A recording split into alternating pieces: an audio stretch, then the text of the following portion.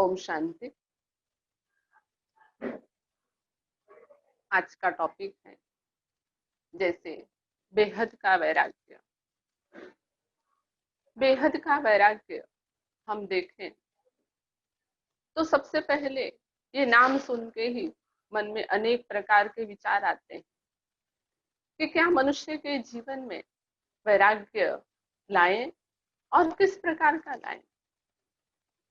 तो हम देखें पहले कि हद और बेहद। हद और बेहद में अंतर देखें। हद अर्थात क्या? हद में आज का जीवन का मनुष्य जा रहा है। आज मनुष्य अपने ही हद में है। जैसे कि माँ और बच्चे हैं। बच्चा के हाथ में अगर जो एक स्वीट दिया जाता है तो बच्चा क्या सोचता है कि ये मैं खुद ही खा लूं, ये मेरे प्रति ही यूज करूं।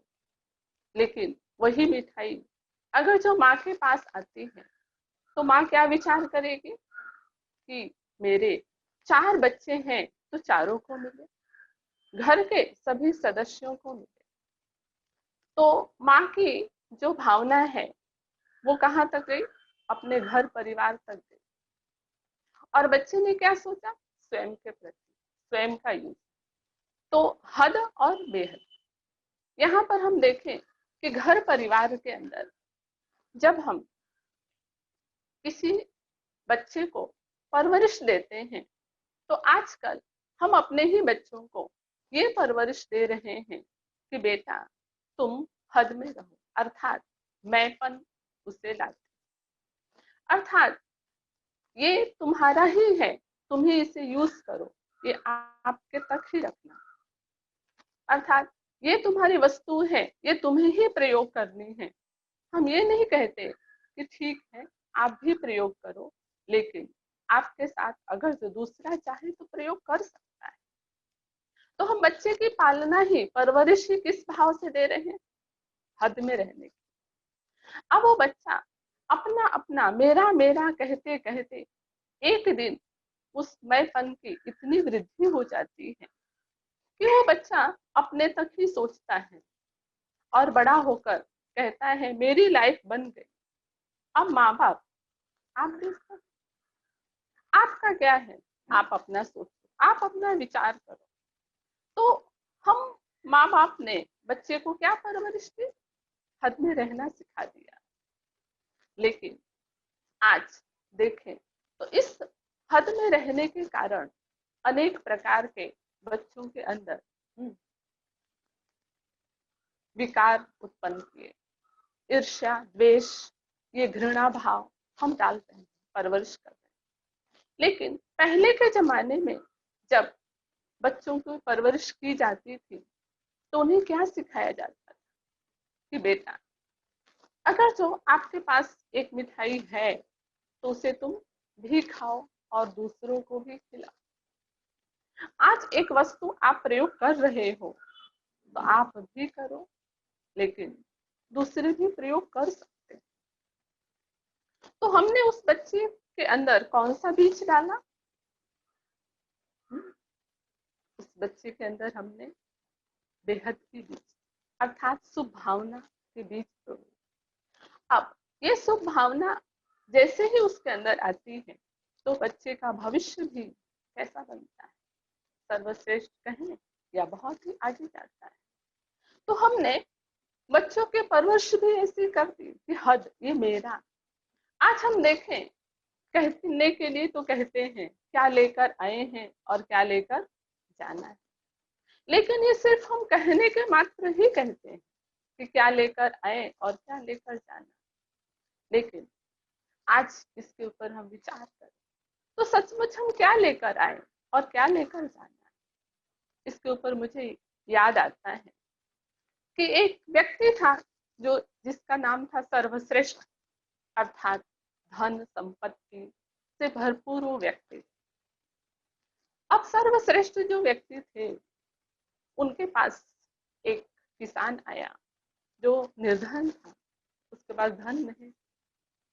किसान ने कहा कि आप हमें खेत दीजिए ताकि मैं अपना आजीवन चला सकूं, मैं अपने बच्चों के पेट पाल सकूं, मेरे घर में कुछ धन की वृद्धि हो सके। तो सर्वश्रेष्ठ व्यक्ति ने उस किसान व्यक्ति को खेत दिए और साथ में उस किसान को 5 किसान साथ में दिया। कहा कि इस खेती करने के लिए तुम ये 5 किसानों को भी साथ ले। अब वो व्यक्ति ने, किसान जो था, बहुत खुश हुआ, बहुत प्रसन्न हुआ कि मैंने सर्वश्रेष्ठ व्यक्ति से सिर्फ खेत मांगी, लेकिन उन्होंने तो साथ में मुझे 5 किसानों को भी दे दिया। अब जब वो 5 किसानों को लेकर घर गया तो बहुत खुश था। वो जो कि इतना प्रसन्न हो गया कि खुशी खुशी में मस्त रहने लगा, अपना जीवन बहुत अच्छा से व्यतीत करने लगा। उन 5 किसानों पर उसने ध्यान नहीं दिया और जिस कारण खेत में अन्न जो है वो कम आने लगा और उसका आजीवन जो था वो बस चल रहा था तो चल रहा। ऐसे ही सालों के साल गुजर गए और एक दिन ऐसा आया कि सर्वश्रेष्ठ व्यक्ति ने कहा, आपने जो खेत लिया था मेरे से वो अब मुझे रिटर्न करो। उस वक्त किसान के आंखों में आंसू आने लगे। उस वक्त किसान को महसूस हुआ कि मैं तो पूरा जीवन मेरा ऐसा ही व्यर्थ गया। मेरे भाग्य में तो बहुत कुछ था, मैं बहुत कुछ कर सकता था, लेकिन अपने सुख सुविधा के कारण, अपनी खुशी खुशी में पूरा जीवन मैंने निकाल दिया और न किसानों के ऊपर ध्यान दिया न खेत के। अब इस कहानी का भाव अर्थ कि परमात्मा, जो हम किसान हैं, हम आत्मा हैं। अब हम आत्माओं को 5 कर्मेंद्रिय रूपी रथ मिला है इस सृष्टि पे कर्म करने के लिए। सिर्फ निमित्त भाव समझ करके हमें कर्म कर, हम अपने ही घर गृहस्थ को संभालें, लेकिन एक निमित्त मात्र। हमारा परिवार है, हमें कोई साधु सन्यासी जैसे जंगल में तो नहीं जाता, क्योंकि जंगल भी इसी दुनिया में आता है। तो हमें घर बार नहीं छोड़ना है, परंतु अपने घर गृहस्थ में रहते हुए ही अपना मन और बुद्धि उपराम रखना है, अर्थात परमात्मा के साथ में रखना है, परमात्मा की याद में रखना है। तो ये 5 कर्मेंद्रिय रूपी जो किसान परमात्मा ने हमें दिए हैं, उसके ऊपर हम ध्यान दें, अटेंशन दें कि ये शरीर जो है वो किसका दिया हुआ है? परमात्मा का दिया। तो परमात्मा की दी हुई चीज को, गिफ्ट को हमें कितना न अच्छा से संभालना है, लेकिन संभालते हुए भी हमारी बुद्धि बेहद में जाए, अर्थात इस हद से, इस शरीर रूपी हद से निकल करके वो हम दूसरों में के प्रति भी सोचे, अर्थात बेहद में लगाए।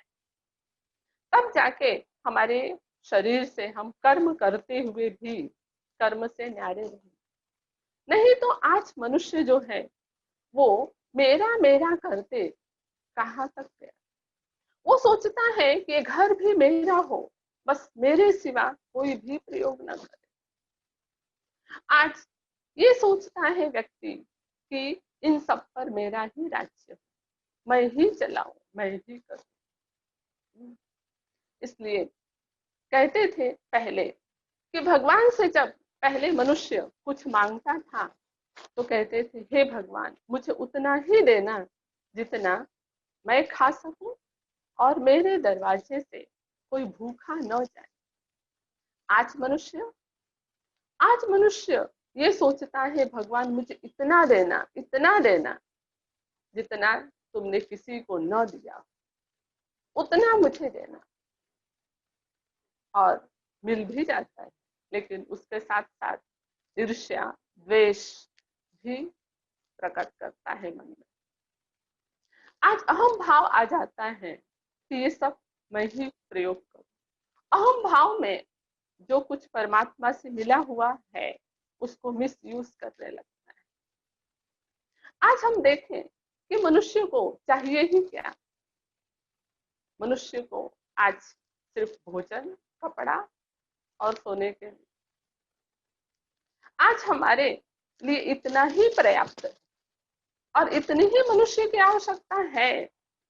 लेकिन आज हम क्या कर रहे हैं? आज हम सोचते हैं कि मेरे पास बहुत बड़ी बिल्डिंग हो, एक बहुत अच्छा से गाड़ी हो, बहुत सारा चीज हो मेरे पास अनेक कंपनियां हो, ताकि मैं सुख से रह सकूं। लेकिन आज हम देखें कि इतना बड़ा बंगलों में, क्या हम पूरे बंगलों में रह सकते हैं? मनुष्य को 3 बाई 6 फुट की चारपाई ही चाहिए, पलंग ही चाहिए, उतना ही वो यूज करता है। आज हम भोजन के लिए देखें तो भोजन भी हम कितना खा पाते हैं। परमात्मा ने एक ऐसे हमारे शरीर में मशीनरी तैयार की कि बस पेट जो है वो कितना खाता है। लेकिन उसके लिए मनुष्य कितना पाप कर्म कर। हाँ, हमें इस शरीर को चलाने के लिए भोजन करना है, लेकिन हमारी भावना जो है वो पॉजिटिव हो, अच्छे विचार से हमें उतना ही खा सकते। तो मनुष्य के लिए क्या चाहिए? कपड़ा, मकान। और लेकिन मनुष्य में आज इतना विकार आ गया है, राग और द्वेष आया है कि राग और द्वेष के कारण हम एक दूसरे को गिराने की कोशिश करते हैं। हम सोचते हैं कि इस कुर्सी पर मैं ही बैठूं, मेरे सिवाय आज दूसरा कोई ना बैठे। इस मैंपन के कारण हम सोचते हैं कि बस मेरे लिए ही हो। लेकिन वास्तव में देखा जाए तो क्या हम एक कुर्सी पर हम सदैव बैठ सकते हैं? तो कहेंगे इम्पॉसिबल। कैसे हम कुर्सी पे हमेशा के लिए बैठे रहे? इस पर याद आता है कि एक बच्चा था, वो हमेशा ही कहता था कि ये मेरा है। अब माँ बहुत परेशान थी, हर चीज में कहे कि मेरी वस्तु को कोई भी हाथ ना नहीं लगाएगा। माँ ने सोचा कि इस बच्चे को कुछ करना चाहिए, अब इससे क्या करे, कैसे इसकी आदत वो छुड़ाए। तो एक बार जब भोजन पे बच्चा बैठा था और बच्चा भोजन कर रहा था, तो बच्चे ने कहा कि मैं भोजन करके फिर मैं स्कूल जाऊंगा। माँ ने कहा ठीक है। अब जैसे बच्चा स्कूल जाने के लिए तैयार होकर निकला, तो माँ ने कहा बेटा, जिस कुर्सी पर तुम बैठे थे उसको तो लेके जाओ, क्योंकि ये तुम्हारा है। बच्चा मुस्कुराया और कहने लगा, माँ ये कैसे आप कह रहे हैं? अब मैं बैठा हूँ, अब मैं उठ गया, अब मैं जा रहा हूँ स्कूल। तो सोचे, विचार करें कि वो उस कुर्सी पे कौन बैठेगा? दूसरा कोई बैठेगा।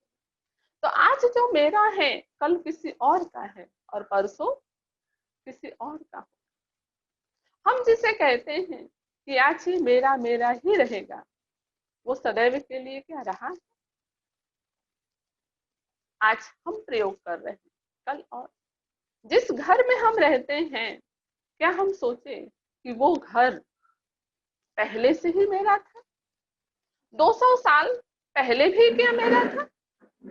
और आने वाला 200 साल है वो क्या रहेगा? क्या करने? तो फिर हम दुखी क्यों होते हैं, इतने परेशान क्यों होते हैं? आज यूज कर रहे हैं, परमात्मा का दिया हुआ ये घर है, हमने यूज किया, और जब तक हम यूज कर रहे हैं तब तक ही मेरा समझ करके और परमात्मा का दिया हुआ गिफ्ट समझ करके अगर जो हम प्रयोग कर रहे हैं तो उस मेरेपन में दुख नहीं आए। जैसे कि न्यारा और प्यारा कमल का फूल होता है, कीचड़ में रहते हुए भी कितना न्यारा और प्यारा है, पानी में है लेकिन न्यारा और प्यारा, और प्यारा है तब वो प्रभु को प्रिय है। तो वैसे ही हम अपना मन और बुद्धि जब इस हद से ऊपर लेके जाएंगे तब हम प्रभु के प्रिय बनेंगे। वैसे देखा जाए तो हमारे देश में कई ऐसे संत मुनि आए जो बेहद के वैरागी बने, उनका भी वैराग्य था। अब उनका वैराग्य जो है वो कैसा है? हमारे देश में, भारत देश में भर्तृहरि का नाम आपने सुना होगा। भर्तृहरि राजा जो थे, उनके राज्य में एक बार सन्यासी आए और सन्यासी ने भर्तृहरि को एक फल दिया, जो फल खाने से इंसान की आयु लंबी हो जाती। अब भर्तृहरि ने वो फल लिया, राजा ने वो फल लिया, और उनके मन में विचार आया कि ये फल मैं अपने रानी को दूं तो रानी की आयु बड़ी होगी। अब उन्होंने वो फल लिया और अपनी प्रिय रानी को दिया। रानी से बहुत प्यार करते, इसलिए रानी को दिया। रानी के हाथ में वो फल आया और रानी के मन में विचार चला, रानी भी किसी और को चाहती। रानी ने वो फल किसको दिया? एक सेनापति, जिस सेनापति से उनका दिल लगा, उन्होंने उस सेनापति को फल दिया। सेनापति ने वो जब वो फल लिया तो उसके मन में क्या भावनाएं? उसके मन में था कौन? उसके दिल में कौन था? उसके दिल में नर्तकी, अर्थात उसी राज्य में एक डांस करने वाली महिला, उससे उसका दिल लगा था। उन्होंने वो फल उस नर्तकी के हाथ में दिया। अब नर्तकी के हाथ में दिया तो नर्तकी के मन में क्या विचार आया? उसके मन में आया कि ये अमर फल मैं क्या खाऊं, मैं तो एक गरीब हूँ, मैं तो नाचने वाली हूँ। ये फल अगर जो राजा खाए और उनकी आयु लंबी हो तो वो राज्य का कल्याण करेंगे, वो राज्य के लिए परवरिश करेंगे, वो राज्य संभालेंगे और इससे अनेकों का फायदा होगा। और उसने वो फल राजा को दिया। जब राजा के हाथ में आया तो राजा के विचार क्या चलने लगे? राजा के विचार ये चलने लगे कि ये फल तो मुझे उस गुरु महाराज ऋषि ने दिया था, ये फल वापस मेरे पास ही आया। और फिर उन्होंने विचार किया, सोचा, तो ये फल उन्होंने किसको दिया था? रानी को दिया। अब उनके जो भावनाएं थी वो रानी के प्रति वैराग्य की वृत्ति आ गई। उनकी जो दिल थी रानी से लगी थी, अब वो टूट गई। अब उनकी भावना वैराग्य वृत्ति की प्रकट, और वहां से उनका जीवन परिवर्तन की ओर आया। उनका जीवन वहां से क्या बन गया? सिर्फ राजा नहीं, लेकिन बेहद का संन्यास उन्होंने किया और उन्होंने वैराग्य के ऊपर कई पुस्तकें भी लिख डाली। तो राजा भरत क्या बन गए? तो हमारे भारत देश में ऐसे कई सन्यासी हुए जिनको दिल से मन से वैराग्य आया। जैसे तुलसीदास हैं, तुलसीदास ने भी वैराग्य। अब उनको कैसे वैराग्य आया? उनको वैराग्य आया उनकी पत्नी से। उनकी कहानी भी आपने सुनी कि उनकी पत्नी से में उनका कितना मोह था, और उस मोह के कारण उन्होंने अनेक कठिनाई पार करके वो अपने पत्नी से मिलने गए। कहते हैं कि उनकी पत्नी जब मैके गई थी तो उनको अपनी पत्नी की बहुत याद आई, और उस याद के कारण वो चल पड़े और रास्ते में नदी आई, और उस नदी में एक लाश जा रही थी, पर उनको वो लाश दिखाई नहीं दी। उनको क्या दिखाई दिया? उनको दिखाई दिया लकड़ी, नाव। उससे उसका सहारा लेकर वो नदी पार। जब वो पत्नी से मिलने गए तो आधी रात थी। अब रात में घर में कैसे प्रवेश करें, तो उन्होंने खिड़की का सहारा लिया। अब खिड़की के सहारे से वो घर में प्रवेश किए। उस खिड़की के ऊपर एक रस्सी लटक रही। अब उस रस्सी को पकड़कर वो पार हो, लेकिन वास्तव में वो रस्सी नहीं थी, वो सांप। अब तुलसीदास इतना प्यार में अंधे हो गए थे, जिसको कहते अंधा प्यार। उस अंधे प्यार में वो जा करके और अपनी पत्नी से मिले। पत्नी ने देखते ही कहा कि आप इस चमड़ी से प्यार करने के लिए आप दूर, इतने दूर से आ गए हैं। अब उनकी पत्नी ने उनको फटकारा। पत्नी के ये सब शब्द सुनने के साथ ही उनके मन में वैराग्य प्रकट। अब चले सब छोड़ छाड़ के सन्यास। तो संत तुलसीदास, तो ये जो था कि वैराग्य कैसे आया और उन्होंने उस वैराग्य का, लेकिन हमारे भारत देश में ये वैराग्य आया और इस वैराग्य के कारण वो संत, महंत, ऋषि मुनि बन गए। लेकिन एक ऐसा भी वैराग्य है जिसे हम कहें कि मनुष्य का जीवन एक अलग दिशा की ओर मोड़ लेता है, एक अलग ही परिवर्तन कर लेता है, जिसको कहेंगे तमो प्रधान वैराग्य। इन महात्माओं के भी दिल टूटे, लेकिन ये बन गए महान धर्मात्मा बन गए। उन व्यक्तियों का आज हम देखें, कई व्यक्ति इस जीवन दुनिया में हैं जिनका दिल टूटता है, और वो क्या करते हैं, कईयों का जब दिल टूटता है ना तो दूसरों का भी तोड़ने लगते। चलो हमारे ऊपर जो बीती वो तुम्हारे साथ भी वही हो।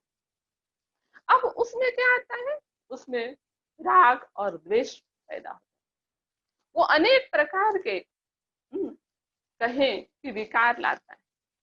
और आज हमारे देश में देखें कि ऐसे कई मनुष्य हैं जो मारने और मरने में देरी नहीं करते, जिसको कहेंगे आतंकवादी बन गए।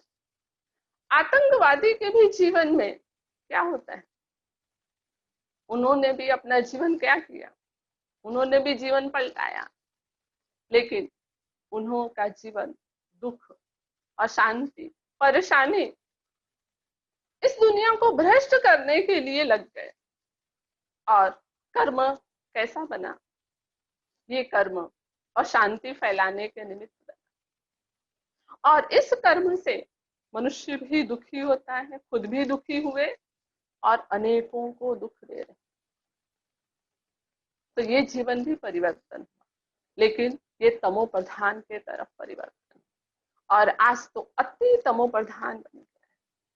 हम कह नहीं सकते कि अति तमो प्रधान कहाँ और कैसे कैसे हो रहा है। आप सब सुन रहे हैं कि दुनिया में क्या क्या नहीं हो रहा। तो हमारा जो जीवन है वो एक श्रेष्ठ परिवर्तन के तरफ है। मनुष्य के जीवन में समय प्रति समय वैराग्य तो आता ही रहता है। हर समय हमारा जीवन एक वैराग्य से ही गुजरता रहता है। समय प्रति समय वैराग्य अर्थात पति पत्नी में आपस में झगड़ा होता है तो एक दूसरे से क्या कहते हैं, हम आपसे बात नहीं करेंगे, बस अब आप और फिर से क्या हुआ, कुछ दिन तक तो बातचीत बंद हो जाता है, लेकिन कुछ समय के बाद वापस बातचीत आरंभ। तो ये भी वैराग्य आया, कहा हम बात नहीं करेंगे, लेकिन फिर से स्टार्ट। क्यों? क्योंकि मन में बना कहाँ जाएंगे, यही घर है, यहाँ पर ही रहना है। तो ये थोड़े थोड़े समय के वैराग्य। जब किसी से किसी का दिल टूटता है तो थोड़े समय के लिए वैराग्य, और फिर वापस वही जुट जाते हैं। धोखा मिलता है तो थोड़े समय के लिए वैराग्य। आज दोस्त दोस्त से झगड़ा होता है, थोड़े समय के लिए, फिर वापस मिल जाता। तो ये थोड़े समय के वैराग्य हमारे जीवन में समय प्रति समय आता है। लेकिन वैराग्य वृत्ति हमारे अंदर कैसे प्राप्त? क्योंकि जितना वैराग्य हम अपने आप से अर्थात इस दुनिया के अंदर वस्तु वैभव वो से करेंगे, उपराम रखेंगे, तो परमात्मा के तरफ हम जा सकेंगे या उनसे हम शक्तियां ले सकेंगे। अब हमारा मन जो है वो कहाँ कहाँ भटकता है और कैसे कैसे लग जाता है। हम देखें, कहते हैं कि मन एक घोड़ा है, भागता ही रहता है, लेकिन हमने उसको जंगल में भटकाया और उस जंगल में जाते ही क्या मिला? दुख मिला, मन को ठेस लगी, और मन जो है हमारा ये एक दिन कहने लगता है कि बस ये संसार मिथ्या है, ये दुनिया मिथ्या है, ये सब गलत है, ये सब कुछ ऐसा है। लेकिन आज क्या, ये जो संसार है ये तो सबके लिए एक समान है ना, फिर किसी के लिए अच्छा और किसी के लिए बुरा क्यों? क्योंकि एक मन व्यक्ति का मन टूट गया और एक का नहीं, जिसका टूट गया वो अच्छा, बुरा, और जिसका लगा रहता है वो अच्छा। जिस मनुष्य के जीवन में प्रगति ही प्रगति हो रही है वो कहता है ये संसार बहुत अच्छा, और जो मनुष्य के जीवन में दुख और परेशानियां हो रही है वो कह रहा है ये संसार बुरा। तो अच्छा और बुरा किस पे आधारित रहा? मन के ऊपर ना। तो हमारे मन के अंदर वैराग्य वृत्ति जब आएगी तब हमारा जीवन सुख और शांति से भरपूर रहेगा। देखा जाता है कि कृष्ण जो थे वो अर्जुन को बार बार वैराग्य की स्मृति दिलाते थे। 5 पांडव भी विजय कब प्राप्त किए? जब युद्ध के मैदान में अर्जुन गया तो कृष्ण उनको ये स्मृति दिलाए कि जो तुम्हारे दिख रहे हैं वो अपने नहीं है, तुम कहाँ खड़े हो इस वक्त धर्म और अधर्म के बीच। और वहां पे कृष्ण ने अर्जुन को बार बार ये कहा कि तुम जागो, तुम्हारे पास बहुत शक्ति है, तुम इन सबको परास्त कर सकते हो। फिर अर्जुन को मन में उत्साह आता था, हाँ कर सकते। फिर उसके बाद से युद्ध करते, फिर कुछ समय के बाद वापस कि नहीं नहीं, मैं कैसे युद्ध कर सकता हूँ, मेरे अंदर कहाँ पावर, ये तो सब जो है वो अपने ही। फिर अपना मन पीछे, फिर कृष्ण उनको याद दिलाते थे कि तुम क्या कर, तुम कहाँ खड़े हो सत्य के तरफ, तुम्हारे साथ कौन है? तो स्वयं भगवान। तो हमें भी जब ये स्मृति आती है कि हमारे साथ कौन है, स्वयं परमात्मा, तो हमारे जीवन में के अंदर जो दुख है परेशानी है वो कहीं हद तक कहो खत्म हो जाए। क्यों? क्योंकि हमारे साथ स्वयं परमात्मा है, भगवान। तो जब तक हम अपना मन और बुद्धि स्थिर कर, अर्थात इस दुनिया से न्यारे बनकर और फिर परमात्मा को याद करें, तो परमात्मा की जो शक्तियां हैं, जो एनर्जी है, वो हमें मिल सकती। देखा जाए तो कभी कभी जब हम दुखी हो जाते हैं, जब कभी किसी के साथ हमारा अनबन हो जाता है, तो उस वक्त जब हम मंदिर में जाते हैं तो हमारा मन परमात्मा से लग जाता है। एक ऐसी ही बात हुई, एक व्यक्ति था, मंदिर में रोज जाता था, लेकिन थोड़े समय के लिए जाकर सर, हाँ, माथा झुका के आ जाता है। रोज का उसका नियम था, मंदिर जाए सर झुकाए और चल दे, मंदिर जाए सर झुकाए और चल दे। उधर के पुजारी रोज उनको देखते थे। एक दिन ऐसा हुआ कि वो व्यक्ति हाथ जोड़कर घंटों मंदिर में बैठा रहा। पुजारी का नजर पड़ा कि ये व्यक्ति तो रोज आता है और सर झुका के ही चला जाता है, आज ये घंटों ही बैठा है हाथ जोड़कर। चला, फिर वो 1 घंटा उसका पूरा हुआ, आया, जब महात्मा जी से प्रसाद ले रहे थे, फिर उन्होंने पूछा कि आज आप 1 घंटा भक्ति की, भगवान को याद किया, क्या बात। महात्मा जी को विचार आया, चलो हम पूछे, देखें। तो जैसे ही उन्होंने ये पूछा, फिर उसके आंखों से आंसू निकलने। कहा, क्या बताऊं पंडित जी, आज मेरे जीवन में बहुत बड़ी बात हो गई, आज मेरे साथ ऐसा हुआ, आज मेरे साथ वैसा हुआ, आज मेरे घर वालों ने मुझे ये कहा, मुझे ऐसा कहा। अपनी पूरी कहानी उस पंडित जी को सुना दी। लेकिन कहा, आज जो है भगवान से मेरा मन बहुत अच्छा लगा, आज मुझे भगवान से बहुत सारी शक्ति मिली, आज मुझे भगवान से बहुत कुछ मिला, प्राप्ति। आज मेरा मन भगवान में इतना मगन हो गया था कि मुझे ये लोग, दुनिया कुछ भी दिखाई नहीं दे रहा। अब कहने का भावार्थ ये है कि उस दिन उसका जो दिल था, वो चारों तरफ से टूट गया, उसका मन था वो चारों तरफ से टूट गया, और तब परमात्मा से जुट गया था। और परमात्मा से जैसे ही जुटा था, तो परमात्मा के पास जो है वो ऑटोमेटिक अपने बच्चों को दे ही है। उनके पास सुख, शांति, आनंद थे। ये जो आत्मा के अंदर शक्तियां हैं हमारे पास, वो बहुत कम है, लेकिन परमात्मा को कहते हैं वो शांति का सागर है। शांति का सागर है, अवश्य ही हमें वो शांति ही देंगे ना। लेकिन आज के समय में हम परमात्मा को अनेक बातें सुनाते हैं, यहाँ तक कि कहते हैं ये सब भगवान का ही किया धरा है, जो कुछ भी करता है सब भगवान ही करता है। अब भगवान करता है, लेकिन क्या भगवान सब कर रहा है, गलत भी कर रहा है? तो कहते हैं हाँ, भगवान तो सब कुछ करता है, जो करता है सो भगवान ही करता है। इसके ऊपर याद आया, एक व्यापारी था, वो बहुत व्यापार करके आगे गया।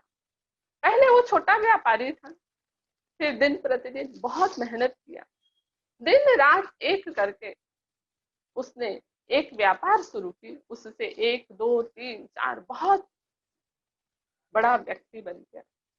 उसके पास करोड़ों रुपया आ गए, और उसके पास जो था वो समय ही नहीं था। अचानक उसका दोस्त आया और कहा, भाई कैसे हो? तो उसने कहा, बहुत अच्छे। और कैसे हो कहते ही उसने अपनी महिमा शुरू कर दी। आज देखो मेरे पास गाड़ी है, बंगला है, इसके लिए मैंने बहुत मेहनत किया, दिन और रात एक करके आज ये जो धन और दौलत है ना, वो मुझे प्राप्त हुआ है। तो ये सब जो भी है मैंने प्राप्त किया है अपने ही मेहनत से, अपने ही बलबूते से। ये जो कुछ भी है मेरे पास, वो मैंने इसके लिए बहुत ही परिश्रम किया है, तब ये मुझे मिला है। अब ऐसे कहते हुए वो अपने आप के ऊपर बहुत नशा गर्व महसूस कर रहा है कि इतना प्रॉपर्टी ये मैंने दिन रात एक करके ये मैंने जमा किया। ऐसे ही कुछ साल बीत गए और कुछ साल के बाद वही उसका दोस्त उससे फिर यही शब्द कहा, कैसे हो भाई। लेकिन समय बदल गया था, एक उसके जीवन में परिवर्तन आ गया। और वो कौन सा था परिवर्तन? वो जो सेठ थे, करोड़पति थे, आज उनका प्रॉपर्टी कहो, ये सब कहो, सब खत्म हो चुका है। आज वो एक साधारण इंसान बन गए। और जैसे ही उनके दोस्त ने पूछा कि कैसे हो, तो उन्होंने क्या जवाब दिया? कहा होगा सब ऊपर वाले, करता धरता सब वही, हम तो कुछ नहीं, हमारे हाथ में कुछ भी नहीं। अब जब प्राप्ति हुई थी, जब हम करोड़पति थे, तब हमने क्या कहा? ये सब मैंने किया। और अब अब किसने किया? अब परमात्मा ने किया। तो वही मनुष्य कर रहे हैं। आज जो है सब सुख सुविधा मिल रही है, तो हम कर रहे हैं। और जब खत्म हुआ तो परमात्मा को, फिर परमात्मा कर रहा है। मनुष्य को अभी भी कहना चाहिए ना कि कुछ मेरी गलती हुई, कुछ मेरी बातें हैं, मैंने ही कुछ व्यापार में गड़बड़ किया होगा, मैंने ही ध्यान नहीं दिया, जिस कारण ये हाल हुआ है। आज मेरी ही कोई कमी है, जो व्यापार के अंदर मैंने आगे बढ़ाने के बजाय उस व्यापार से मैं पीछे आ गया, इसलिए मेरी ये हाल हुई। लेकिन हम स्वीकार नहीं करते। तो आज व्यक्ति जो है वो कैसे? तो हमें जो है बेहद की वैरागी बनने के लिए अपने मन और बुद्धि को बेहद में लेके, जब हम अपना मन और बुद्धि बेहद में लेके जाएंगे, तब हमारे मन से ईर्ष्या, द्वेष, घृणा भाव निकलते हैं। और जब हमारे मन के अंदर से ये ईर्ष्या, द्वेष, घृणा भाव निकलेगी, तभी ही परमात्मा से हमें अनेक प्रकार की शक्तियां मिलेगी। और परमात्मा जो है हमें बहुत सारी एनर्जी दे सके, तो हमारा जीवन सुख और शांति में बन सकता है। तो ये है जो कि है हद और बेहद। हमारा जीवन कैसे बेहद वैराग्य वृत्ति, हमारी वृत्ति वैराग्य वाली, बेहद का टॉपिक। जैसे कि बेहद में हम सोचते हैं तो पूरे विश्व के लिए सोचते हैं। परमात्मा जो है वो पूरे वर्ल्ड के लिए सोचता है। परमात्मा जो है वो पूरे वर्ल्ड का चलाने वाला है। हम उसे कहते हैं पूरे सृष्टि का मालिक।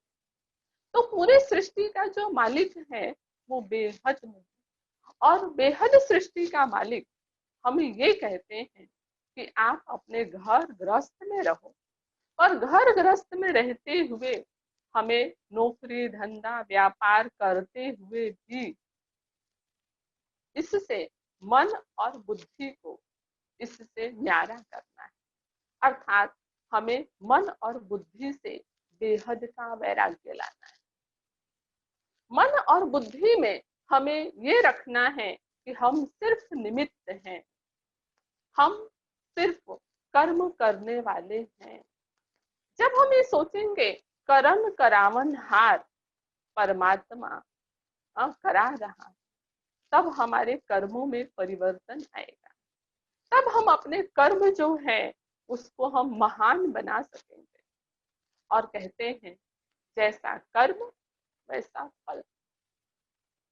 अब कर्म के जो बीज हैं जब हम अच्छे बोएंगे तो हमारा फल भी अच्छा होगा। तो परमात्मा है, हमें एक वैराग्य सिखाते हैं, लेकिन ये वैराग्य है मीठा वैराग्य, जिस वैराग्य में न राग है न द्वेष।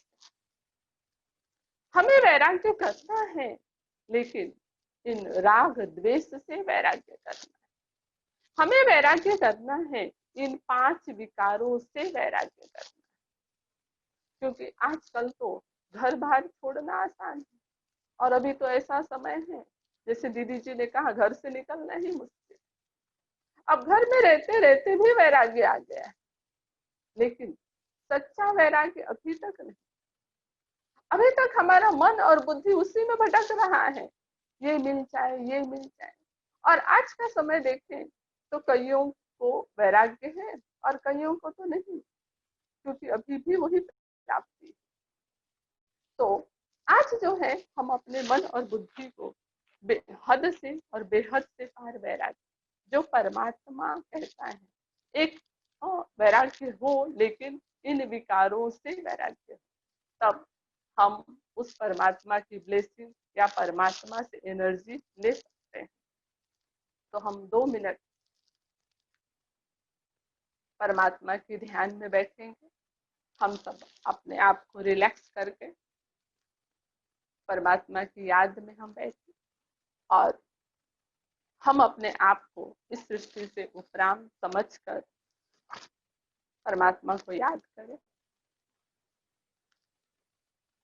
मैं आत्मा शांत स्वरूप हूँ। मैं आत्मा इस प्रकृति के बीच मध्य में विराजमान होकर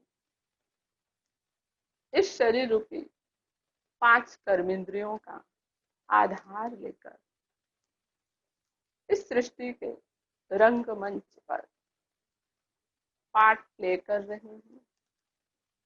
यह सृष्टि एक बेहद का नाटक है। इस सृष्टि पर मैं आत्मा निमित्त बन इन कर्मेंद्रियों द्वारा कर्म करती,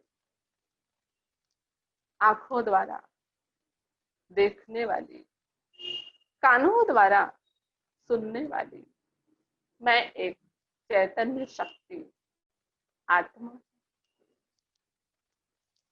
मैं आत्मा उस परम पिता परमात्मा की संतान, अति सूक्ष्म दिव्य ज्योतिर्बिंदु।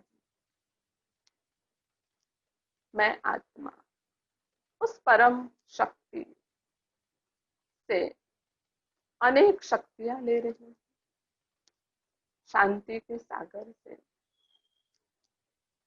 शांति की शक्ति मुझ आत्मा पर पड़ रही है। मैं आत्मा शांत स्वरूप,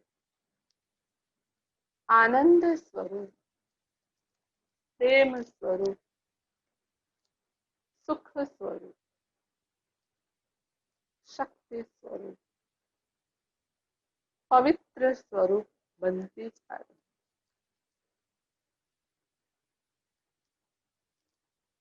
मुझ आत्मा में शांति की शक्ति समाती जा रही। आहा, यह शांति की शक्ति मुझ आत्मा से निकल मेरे घर, मेरे परिवार, इस घर के हर एक सदस्य के ऊपर यह शांति की शक्ति फैल रही। घर, पूरे मोहल्ले की तरफ यह शांति की शक्ति फैल रही है।